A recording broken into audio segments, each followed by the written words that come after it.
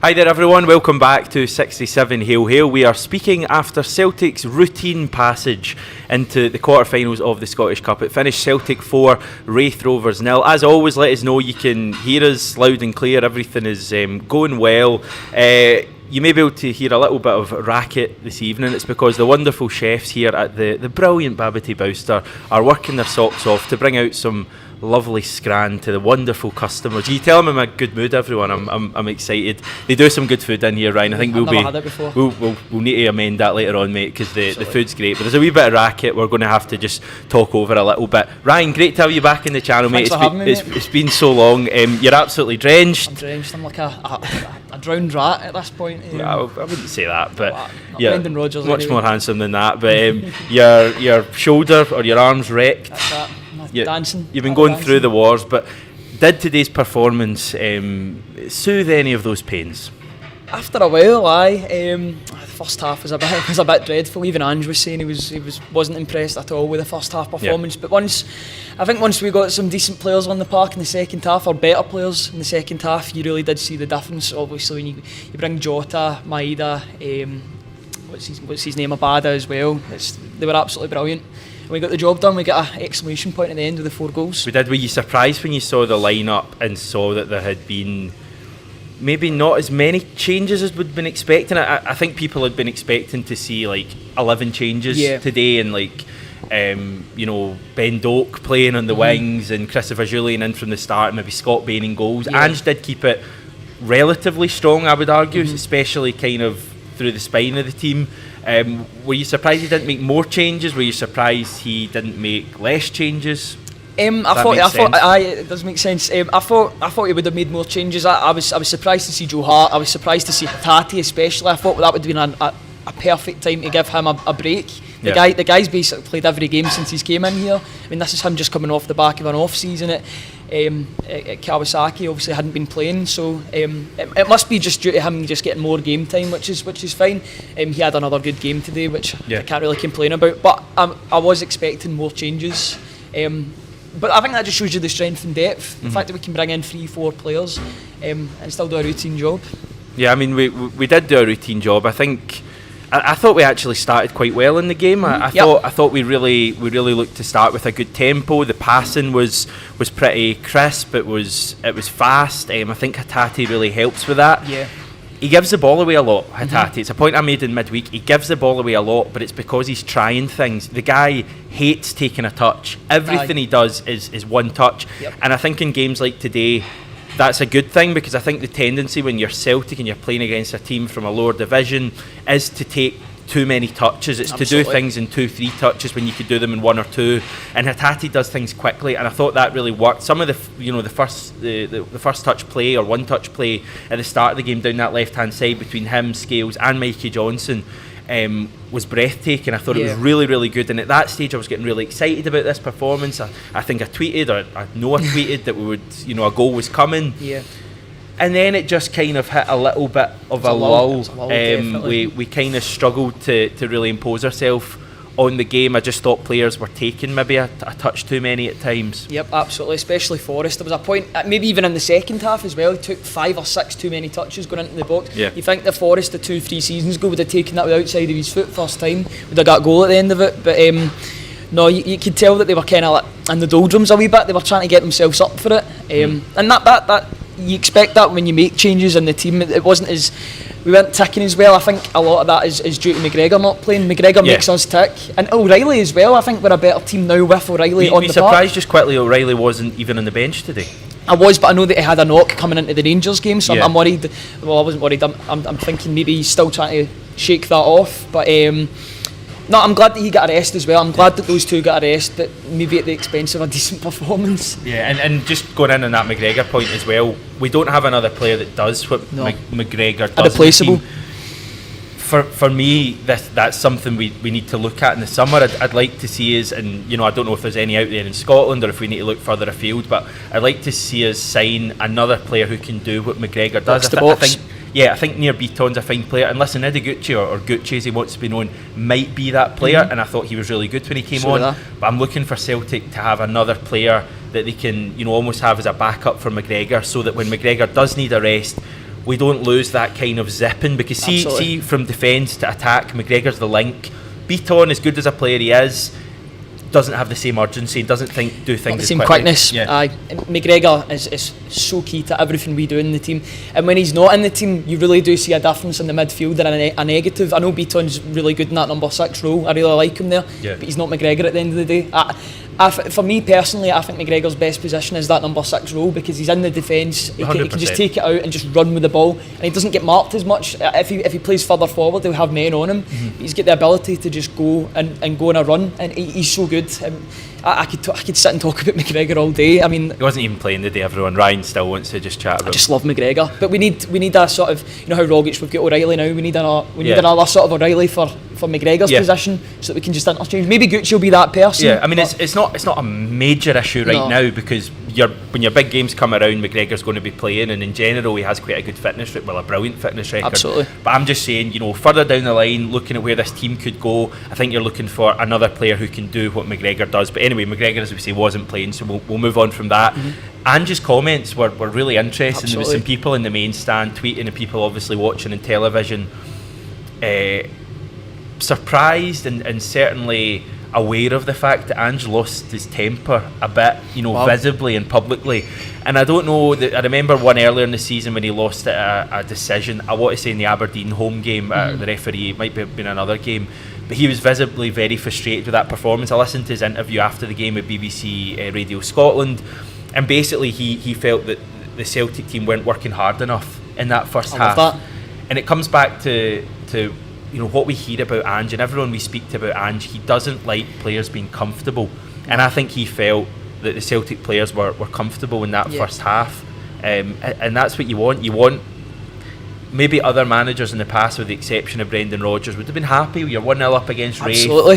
Make that point myself. Have a wee breather. You've worked so hard over the last month, but Ange wants more. Yeah, I think a previous manager, I'm not going to mention any names, but I think he would have been happy with the 4-0. He would have probably said, that was a good performance. And Ange isn't happy, and that's great. It's great that the standards are being met again. It's absolutely brilliant. I just love that Ange has set these standards for the team, and it almost sounded as if he was disappointed that some of the players that were given a chance didn't take he was asked the about that, and he opportunity. didn't want to single out individuals, but I got the impression he was. Do you think there's any part of it, is Ange almost making a statement, given that today was a game against lower league opposition? Is he almost saying to the players, you need to be on it every single game you play for us? Yep, absolutely. I mean, that's what he said in his mic'd up session. We don't stop, we never stop. I mean, if you do stop, you're going to be out the team. A couple of those players, I think they harmed their chances of being, even at the club long term. I just thought some of them really weren't impressive, particularly the two wingers especially. We're all ears, Ryan, go for it. James Forrest and Mikey Johnson, I just think their time is short, without being too morbid, but they're just not fitting in this team for whatever reason. I don't think Forrest is the same player since he came back from his injury. I think even balls that were played to him, you're thinking 2-3 seasons ago he would get to the end of some of those balls.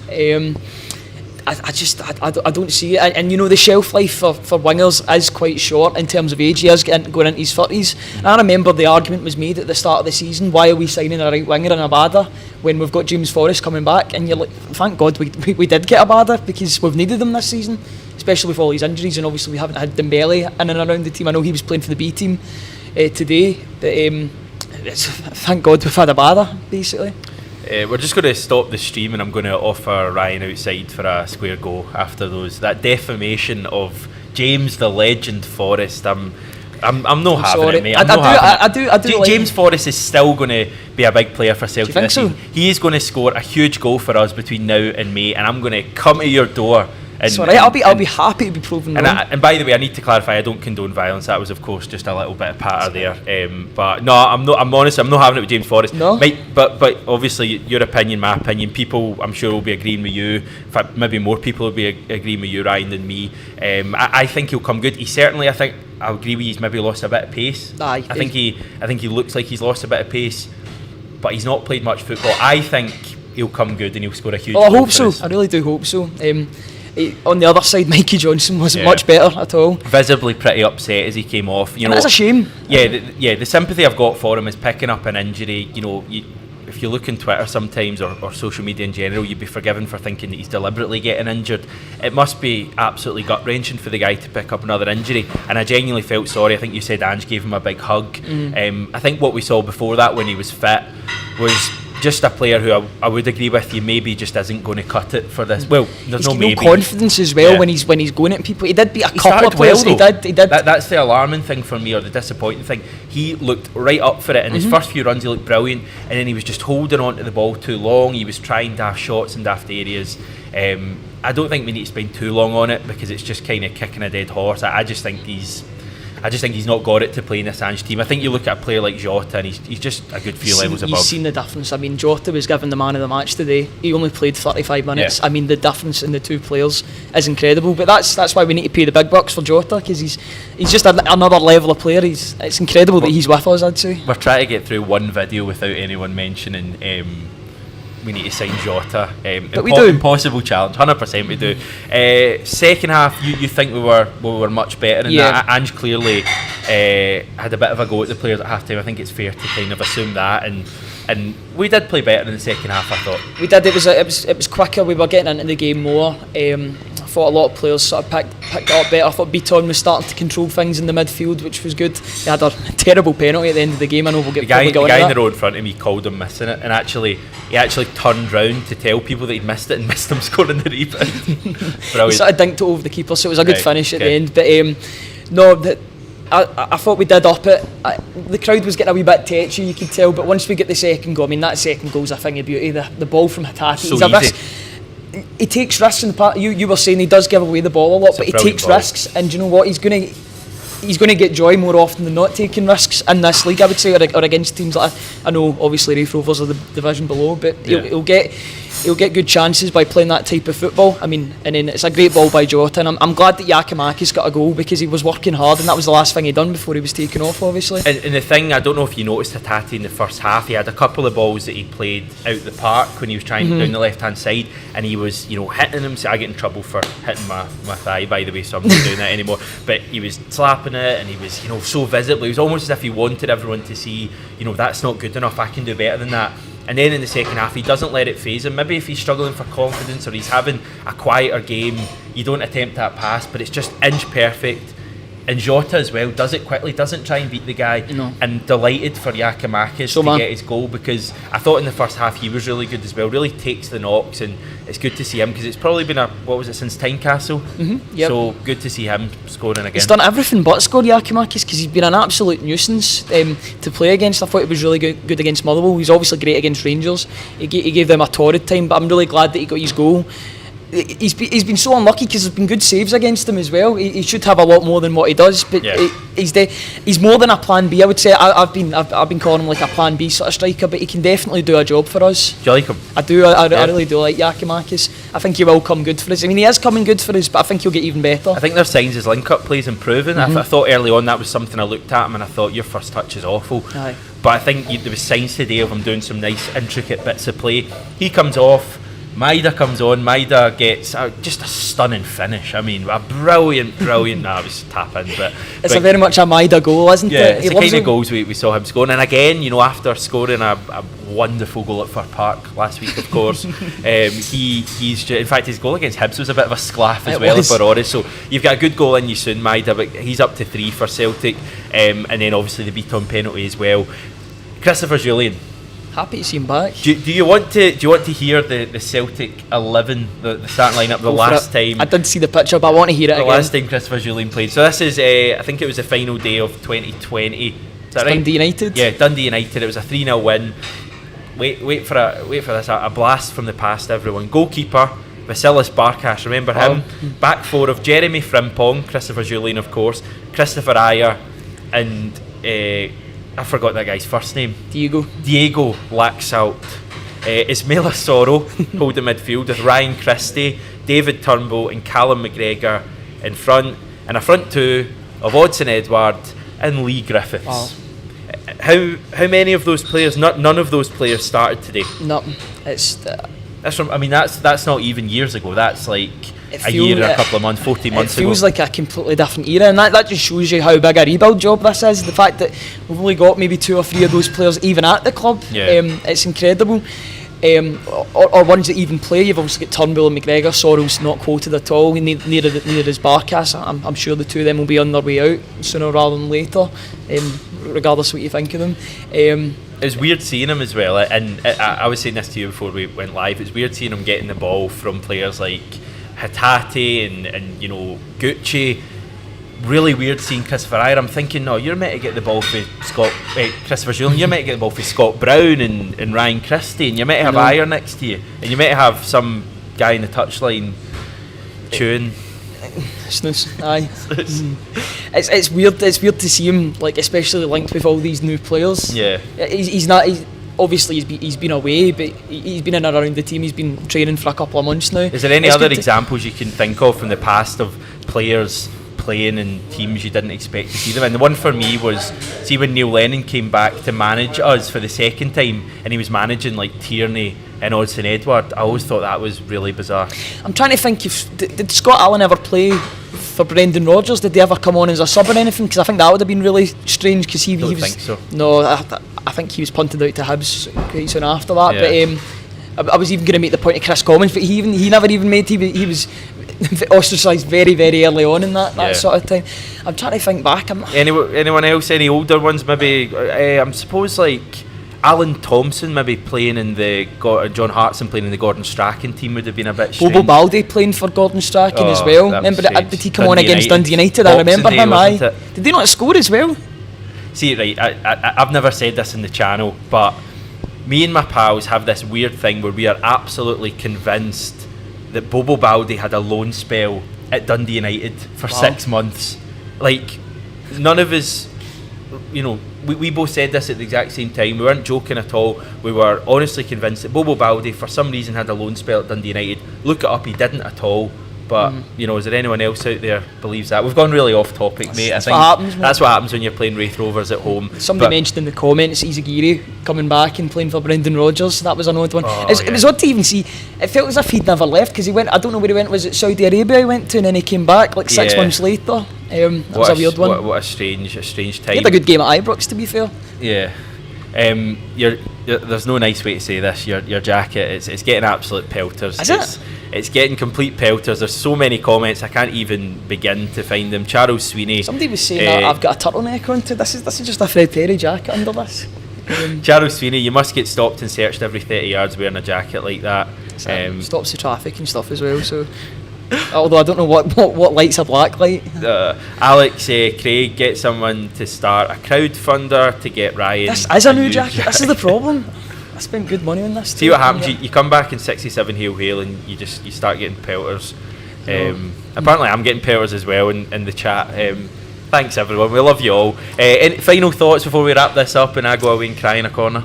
Me too as well, I'll join you in that corner. No, I'm just happy to be in the next round. Good to see a couple of players get some game time, and I'm so happy that Maida scored. I just love that wee guy. I say wee guy, I'm a wee guy as well. He's probably he will be a couple inches taller than me too, so but I'm just glad that he scored. And at 4-0, can't really complain. You can't. I mean, we're through at the next round of the cup. Sorry, just quickly, next round of the cup, I think we've got Hearts, Hibs, Rangers, Motherwell, St Mirren, and Dundee United and Dundee or Peterhead. Yep, just a home tie. Just any home tie, aye. Yeah. We'll take whoever. A derby game would be interesting because you would have to have a bigger away support. You wouldn't be able to have the 900. That would be interesting. I think it'd be 3,000. So yes, very exciting stuff. Any home game, we'll take it. Anyone at home. I think so. My final thoughts. I mean, I was chatting about this being a potential breather for the team today, and I think it was a breather for the support as well. We've had just such high intensity matches over the last since we came back for the winter break. Every game has been huge, and every game in the next wee while is going to be huge from now on. Today was a chance for players to have a breather. McGregor, Starfelt, Juranovic, Taylor didn't play at all. We got good rest into the legs of O'Reilly as well. Good rest into the likes of Jota, Maida, Abada got a good rest as well. We got Christopher Julian back, so I think it was a good good afternoon for Celtic, even though we weren't at our swashbuckling best. And a good opportunity for the support to take a wee breather as well. Obviously the Green Brigade weren't in action today. It was quiet. The front of the standing section was shut, so I think everyone just got a wee chance to rest, and we'll come back fighting on Thursday night for the Conference League getting back underway. So exciting times. Ryan, it's been great to have you back. Thanks for having me back on. We'll try and not leave it too late before we get you back on, but maybe Thanks come with a different jacket in the summer. I'll need to after this. Thanks, mate. Thanks everyone for tuning in. Take care. Give us a wee sub, because we're just on the verge of 26,000 subscribers, so if you can get us over that tonight or tomorrow by the next time I'm on, that'll be much appreciated. Take care everyone, and hail hail.